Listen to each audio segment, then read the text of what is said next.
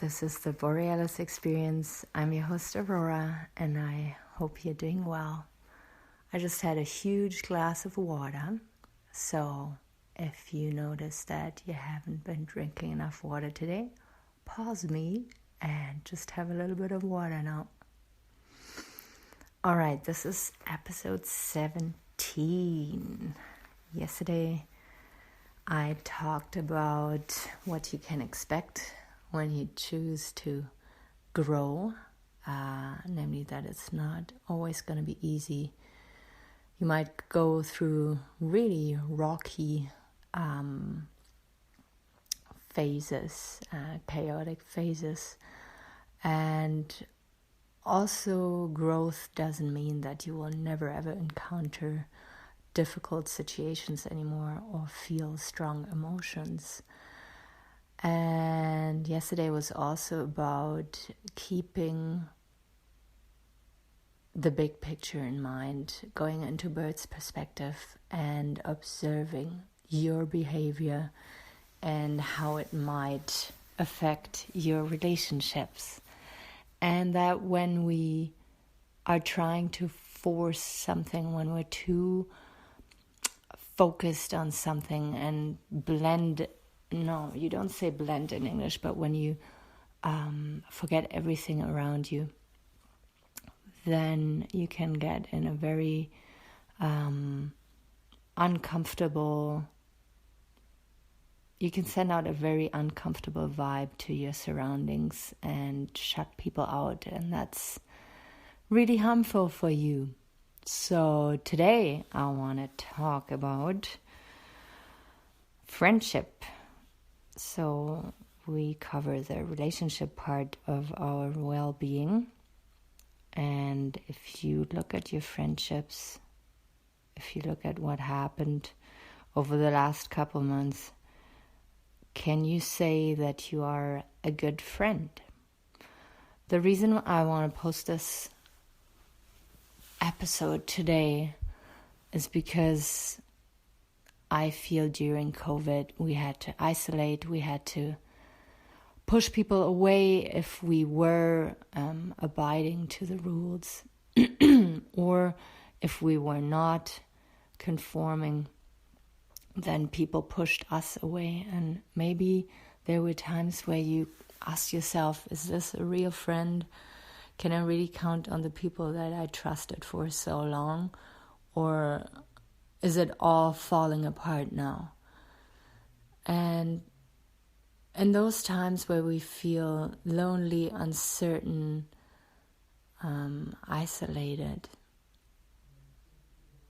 I feel it's most important to ask yourself how you are showing up, because we can change others. We can maybe influence them a little bit, but we can't make them want to be our friend. We can't make them be there all the time. What you have to realize is that you can take charge of how you show up in the world, the energy you put out into that universe, and take charge of that, and in doing so, changing your relationships. So this is why this episode today is very dear to me, because COVID was very disruptive, challenged us on many, many levels, and I feel on personal levels especially. So when you look at friendship, what is friendship? For me, friendship is the base of everything. When you look at your parents, now you are in your 20s, your 30s, you still see them as your parents and you maybe take advice from them, but you can also see them as a friend. Look at your aunt and uncle, your grandma, your grandpa. If you don't have family around you, then look at the grocery clerk or the postman or people that you turned into your family. Friendship for me is the least dramatic connection you can have as a human being. Of course, you can have drama and fights and nasty times with your friends. But there's not that, there's not these ultra high expectations involved when you think about friendships. There's no future wedding, there's no parents who want to force you into something, there's no suicidal expectations. So friendship is supposed to be a very light and strong bond at the same time. With a friend you share secrets, deep shame or insecurities. They usually open up a new world to you because, you might have similar hobbies or something, but they might have different views, different tastes, where you can just open up to and explore new views of the world. Your friend can excite you about new things, or just their energy is awesome to be around.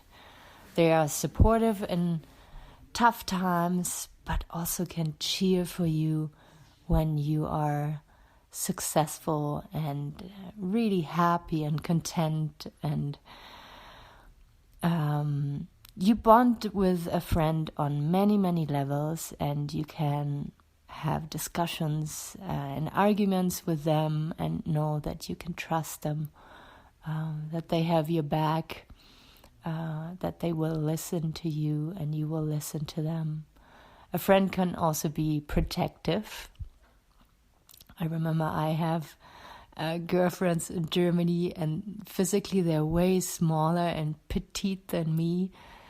And every time we went out for dancing and a guy was hitting on them and I could see that they didn't want to be hit on, then I just invented some story to save them out of an uncomfortable situation.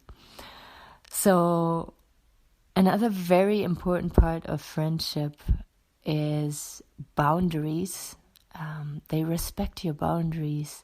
They support your dreams. And they want you to be independent. There's excitement about doing things together and spending time together, but there's also emphasis on independence and you growing, them growing at the same time. So let's go deeper. Think about your best friends here, the people you spend most time with.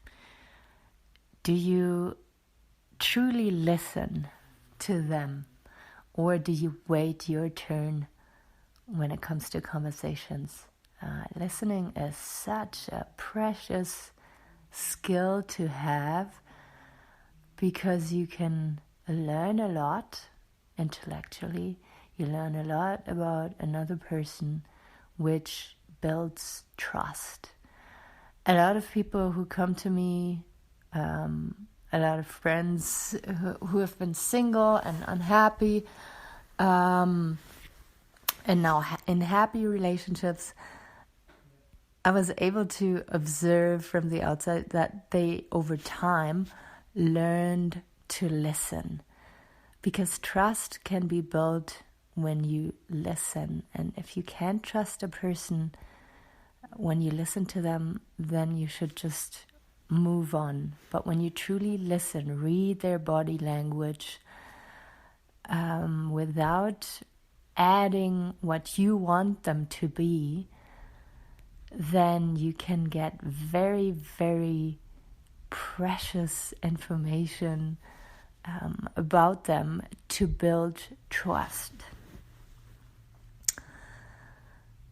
So when do we start distorting reality and turn a friend into a source of love and attention for our needs, rather than seeing them for who they really are?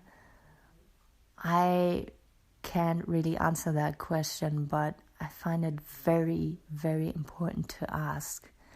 What purpose do you expect your friend to fulfill in your life? Why do you have that person in your life? And have you noticed maybe that there's parts in them that scare you, that you don't like about them, that challenge you on some level, that you don't want to see about them? So you try to, put an emphasis on something else. I will come up with an example just now.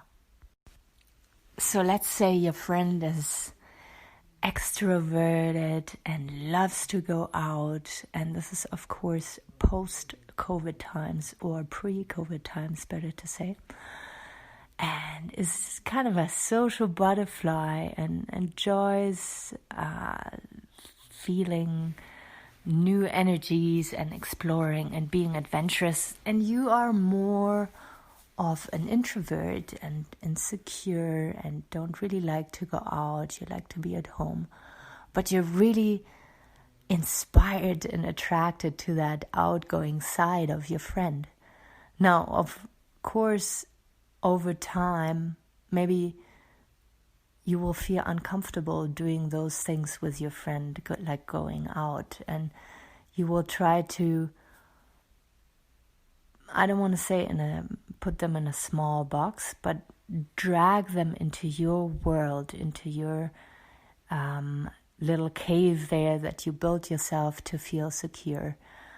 Now, from an outsider, it's really easy to see that this person is going to either break out and escape, find space, or they will come into your little cave but start losing their shine, and doing so also losing your interest and respect a little bit.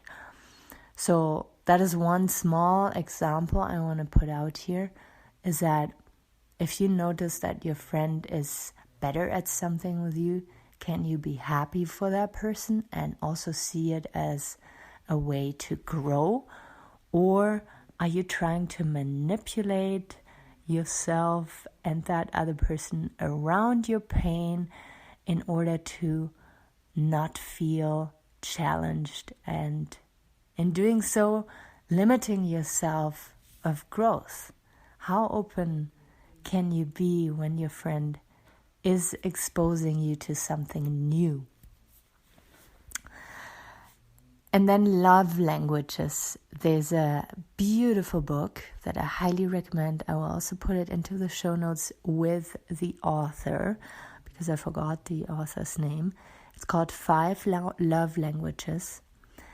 And in this book, he explored on which levels people receive love. So there's physical touch, there's words of affirmation, there's gifts, there's acts of kindness or service, and the 5th one I forgot.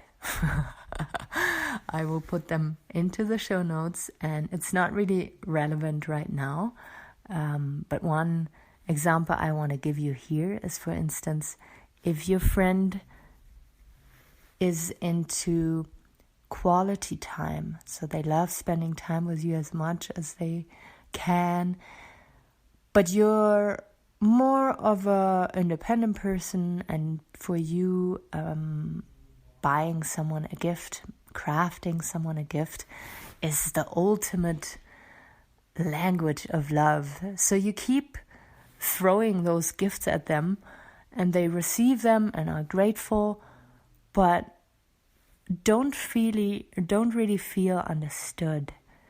It is really hard to put into words, but maybe if I put that image out for you, then you can maybe notice that you have been in a similar situation before. There's other things, like in romantic relationships, for instance, it's easier to see when someone is very into physical touch and needs kissing and hugging and everything that involves coziness, physical coziness on it.